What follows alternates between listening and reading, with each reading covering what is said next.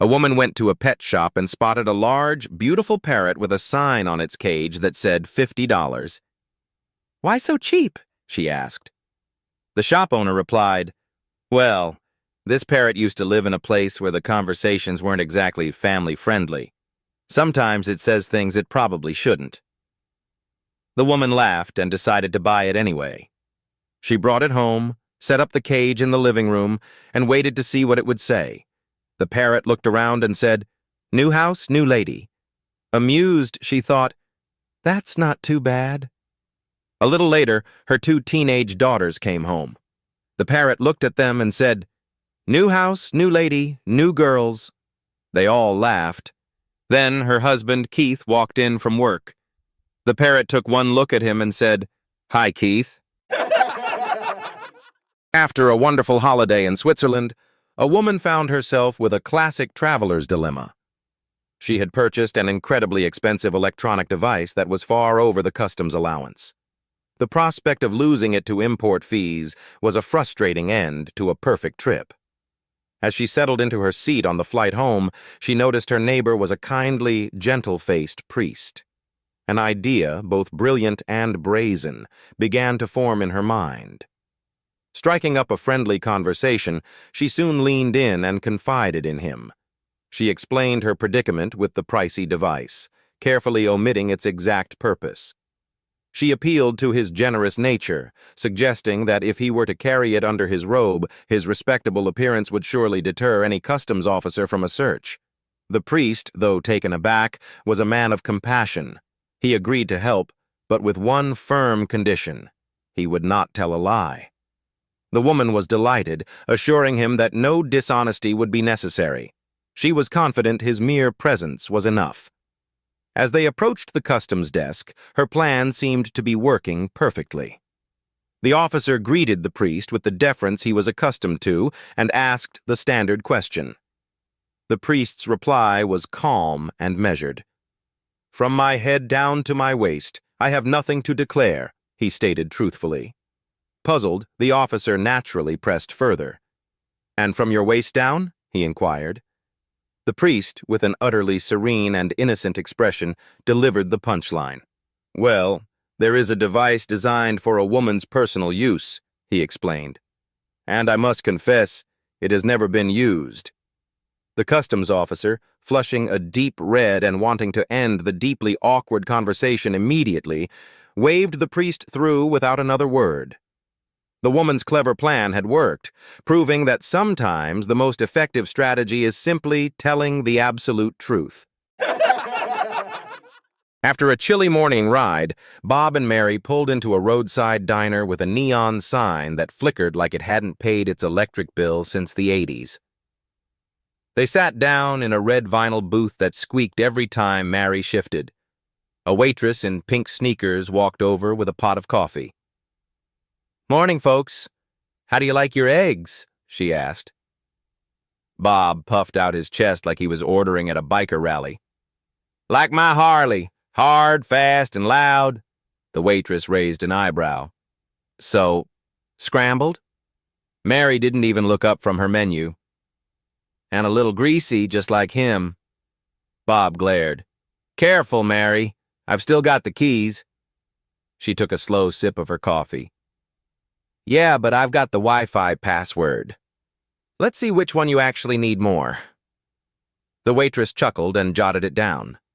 A few minutes later, she set Bob's plate down. 2 tiny scrambled eggs, 1 shriveled sausage, and toast burnt to the color of motor oil. Bob poked at it with his fork. "This isn't a breakfast, this is evidence." Mary smirked. "Relax, Bob. At least the toast matches your riding jacket, burnt and full of holes." The old man at the next booth leaned over. "Son, after 50 years of marriage, you don't order food for yourself. You just eat whatever your wife didn't finish." Mary slid half her pancake toward Bob with a grin. "See? Even strangers know you're just my leftovers." Bob groaned, but he ate the pancake anyway. "Fine. But next time, Mary, I'm picking the diner." Mary leaned back with her coffee. "Sure, Bob." just like last time when you picked the gas station bathroom as a fine dining spot." The whole diner laughed. Bob muttered into his pancake, "I ride a Harley to escape this, and yet somehow she's always on the back." A teacher was working with a group of children trying to broaden their horizons through sensory perception. She brought in a variety of lifesavers and said, "Children, I'd like you to close your eyes and taste these." The kids easily identified the taste of cherries, lemons, and mint, but when the teacher gave them honey-flavored lifesavers, all of the kids were stumped. "I'll give you a hint," said the teacher. "It's something your mommy and daddy probably call each other all the time." Instantly, little Johnny coughed his onto the floor and shouted, "Quick, spit them out! They're assholes!" A young couple was married and celebrated their first night together, doing what newlyweds do time and time again, all night long. Morning comes, and the groom goes into the bathroom but finds no towel when he emerges from the shower. He asks the bride to please bring one from the bedroom. When she gets to the bathroom door, he opens the door, exposing his body for the first time to his bride, who sees all of him well. Her eyes went up and down, and at about midway they stopped and stared, and she asked shyly, "What's that?" pointing to a small part of his anatomy. He, also being shy, thought for a minute and then said, "Well, that's what we had so much fun with last night." She, in amazement, asked, "Is that all we have left?" The car way of telling how far the relationship is. Trying to impress the woman, unlocks and opens the door, waits for her to get inside, closes her door behind her. Dating. The guy unlocks her door and then goes around to his side to get in. Engaged. The man opens his door, leans over and unlocks her door and opens it. Married.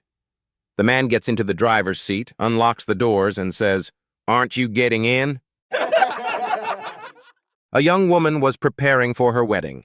She asked her mother to go out and buy a nice, long black negligee and carefully place it in her suitcase so it would not wrinkle.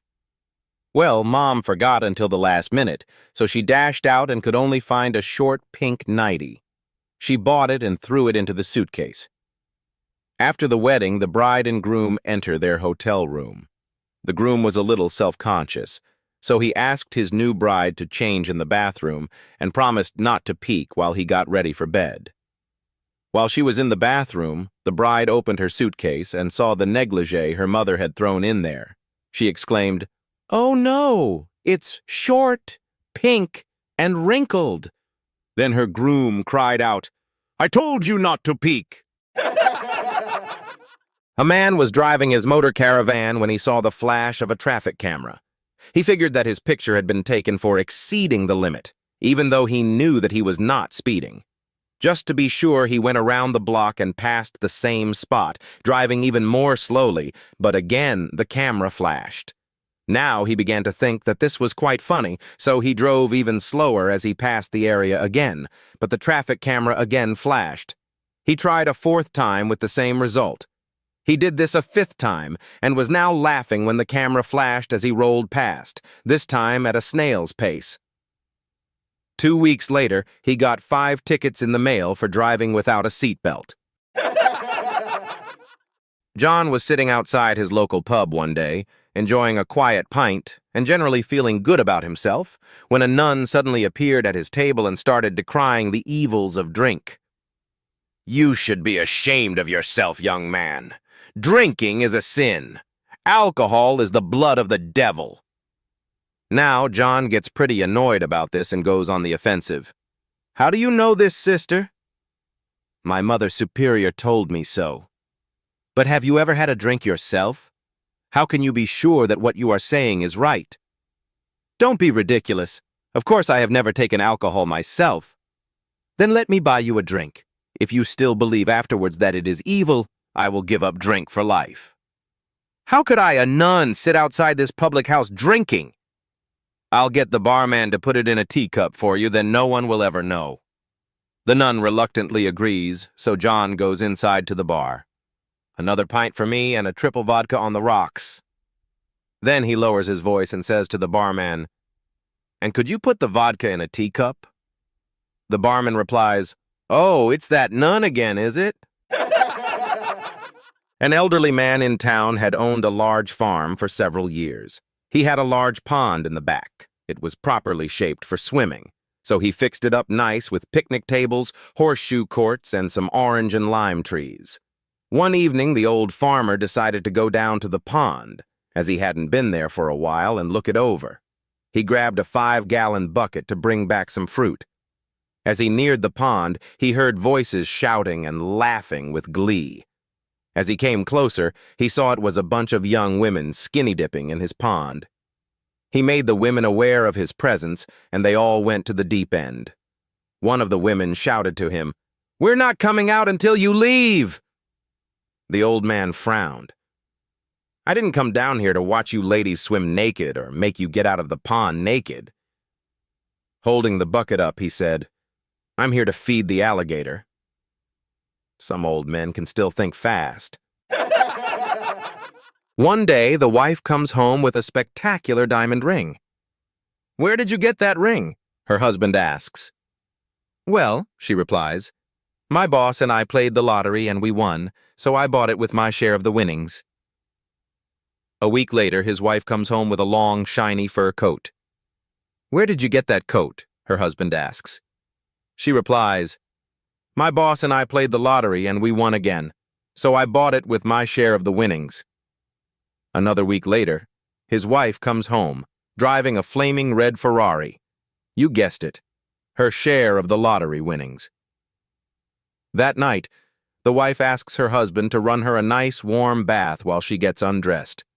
When she enters the bathroom, she finds that there is barely enough water in the bath to cover the bath plug. "What the fuck is this?" she asks her husband. "Well," he replies, "we don't want to get your frickin' lottery ticket wet, do we?" Bob was excited about his new .338 rifle and decided to try bear hunting. He traveled up to Alaska, spotted a small brown bear, and shot it. Soon after, there was a tap on his shoulder, and he turned around to see a big black bear. The black bear said, "That was a very bad mistake. That bear is my cousin. I'm going to give you two choices. Either I maul you to death or we have s."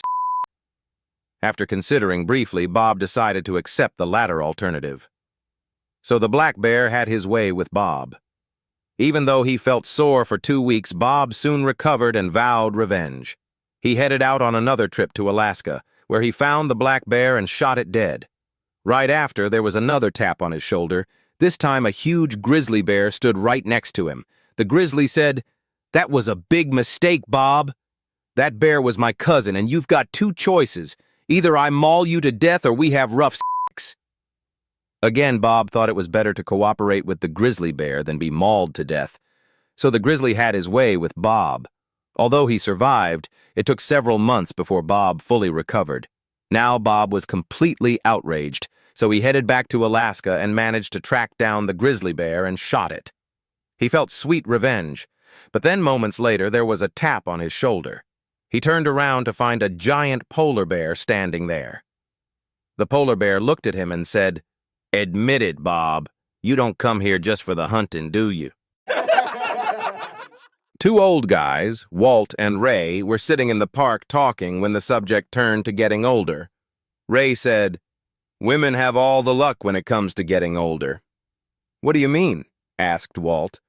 "Well," replied Ray, "I can barely remember the last time I was able to get it up in bed, but my wife is healthier than ever."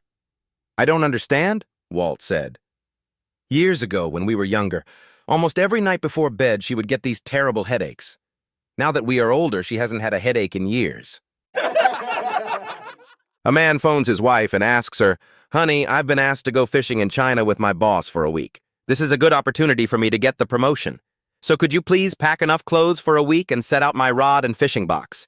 We're leaving from the office and I'll swing by the house to pick up my things. Oh, please pack my new blue silk pajamas." The wife noticed that there's something fishy in her husband's story, but since she was a good wife, she listened to her husband and did exactly as he told her. After a week, the husband returned home, looking a bit tired but happy to have done a good job.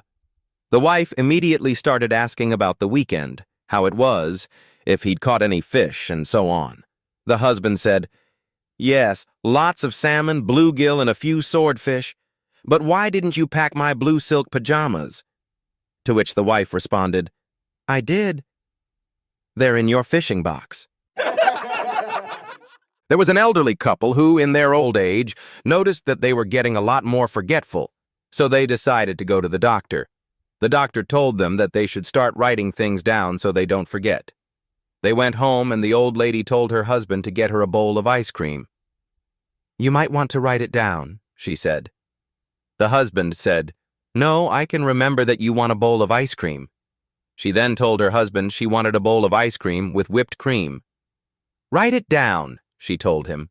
And again he said, No, I can remember. You want a bowl of ice cream with whipped cream." Then the old lady said she wants a bowl of ice cream with whipped cream and a cherry on top.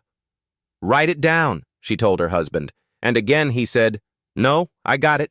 You want a bowl of ice cream with whipped cream and a cherry on top." So he goes to get the ice cream and spends an unusually long time in the kitchen, over 30 minutes. He comes out to his wife and hands her a plate of eggs and bacon. The old wife stares at the plate for a moment, then looks at her husband and asks, "Where's the toast?" One night, a guy goes to get a room in a hotel. "Hello, I want a single room for the night, please." "Fine, sir. Here's one of our best rooms. Room 13, says the concierge and hands him the key. The guy goes upstairs, takes a shower, and gets straight into bed. At about 2 o'clock in the morning, 2 gorgeous naked women come in and slide under the covers. When he realizes what is going on, he starts screwing both of them. He can't believe what's happening. Next morning, still surprised by last night's events, he goes downstairs to settle the bill. "How was your room, sir?" asks the receptionist. "Excellent, I will come back again." "What do I owe you?" asks the man. "Well, actually, sir, we are doing a promotional offer. Not only do you not have to pay, but we give you $10 as a welcome gesture," says the receptionist. "What?" says the guy, very surprised indeed. "That's amazing." He takes the $10 bill and wanders off, debating whether his buddies will believe him or not. Needless to say, after a few days, he's told all his friends and neighbors about Room 13 and the amazing night of passion. The next week, one of his buddies goes to check out the room. "Room 13, please." "Certainly, sir. Here's your key." After he gets in bed at the same time, at 2 o'clock, 3 girls, extremely horny, get in bed and screw his brains out. The next morning, not only does he not have to pay, but he too gets $10.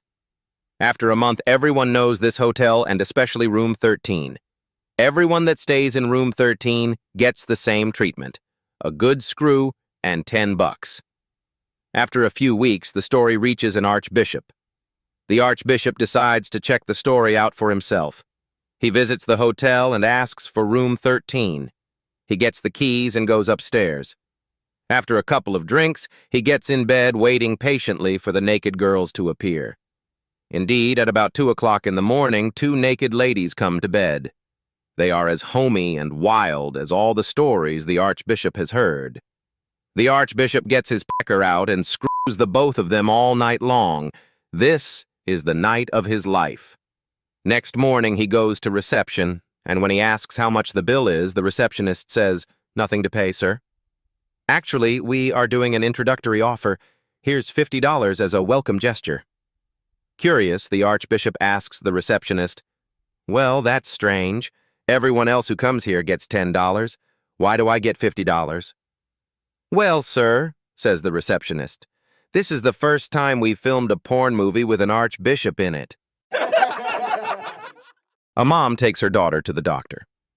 The doctor says, "Okay, what seems to be the problem?"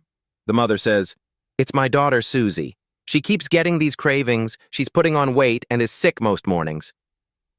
The doctor gives Susie a good examination and then turns to the mother and says, "Well, I don't know how to tell you this, but Susie is pregnant. About 4 months would be my guess."